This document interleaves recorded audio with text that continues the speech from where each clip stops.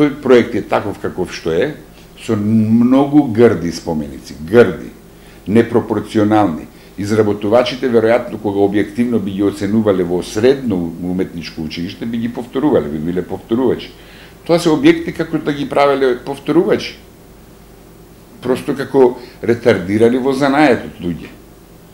Оној Никола Карев е срам за македонската нација, онаков каков што е пред собранието. Па не заслужува македонската нација таква навреда со онаков споменик на незиниот праисториски председател. Зошто? Зошто ние би се стеснувале од тоа да тој споменик таков како што е грд, никако да го трмеме од таму и да го стопиме ако треба. Според тоа, моите изјави околу ревизијата на проектот Скопје 2014 го содржат и овој момент.